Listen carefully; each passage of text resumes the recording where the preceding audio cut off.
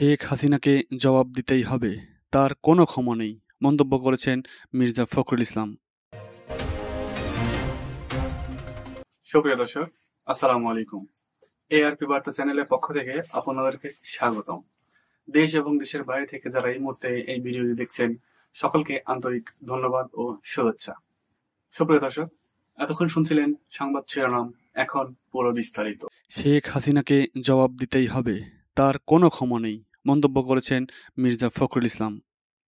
ঠাকুরগাঁয়ে রানী সংকৈল degree college মাঠে উপজেলা BNP আয়োজিত জনসভায় প্রধান অতিথির বক্তব্যে মির্জা ফখরুল ইসলাম বলেন, আওয়ামী লীগ সরকার চলে গেছে, যাওয়ার আগে বাংলাদেশকে একেবারে ফোকলা করে দিয়ে গেছে। সব টাকা পয়সা সব চুরি করে নিয়ে গেছে, রিজার্ভ ও ব্যাংকের টাকা চুরি করেছে, এমনকি ব্যাংক ব্যবস্থাকে ধ্বংস করে দিয়ে গেছে। নেতাকর্মীদের উদ্দেশ্যে তিনি বলেন, সামনে দুর্গাপূজা, সনাতন ধর্মের মানুষের বড় উৎসব। এ উৎসবের সময় মণ্ডপগুলো পাহারা দিতে হবে। সনাতন ধর্মের মানুষগুলো যেন নির্বিঘ্নে তাদের পূজা পালন করতে পারে, সেদিকে লক্ষ্য রাখতে হবে।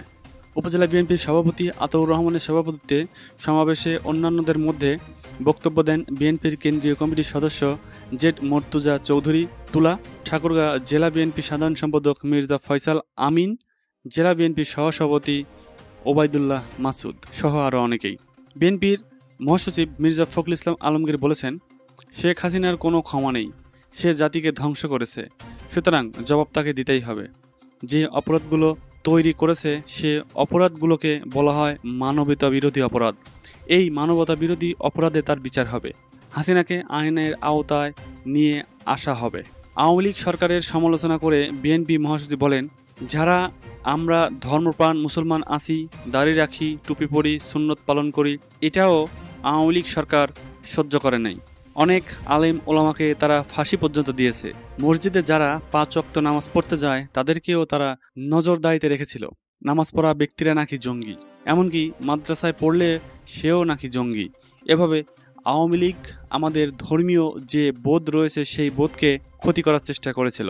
তিনি আরও বলেন, এখন আমরা স্বাধীন হয়েছি, অন্তর্বর্তীকালীন সরকার অল্প দিনের জন্য সরকার হয়েছে, তারা আইন শৃঙ্খলা ঠিক রাখবে এবং নির্বাচনী পরিবেশ তৈরি করে সবার অংশগ্রহণমূলক একটি নির্বাচন উপহার দেবেন। মির্জা ফখরুল বলেন, কিছু ছাত্র শিক্ষকদের জোরপূর্বক পদত্যাগ করতে বাধ্য করিয়েছে, এটা ছাত্র সমাজের কাজ নয়। মূলত আমরা স্বাধীন হয়েছি, স্বাধীনতা রক্ষা করতে হবে যে করেই হোক।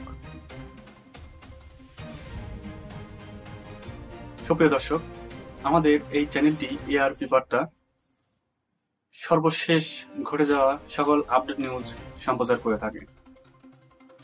সর্বশেষ আপডেট নিউজ সবার আগে পেতে আমাদের চ্যানেলটি সাবস্ক্রাইব করে আমাদের সাথেই থাকুন। সুপ্রিয় দর্শক, এই ভিডিওটি ভালো লাগলে অবশ্যই লাইক করুন এবং কমেন্ট বক্সে আপনাদের মূল্যবান মন্তব্য কমেন্ট করে যাবেন। এতক্ষণ সাথে থাকার জন্য আপনাদের সকলকে আন্তরিক ধন্যবাদ।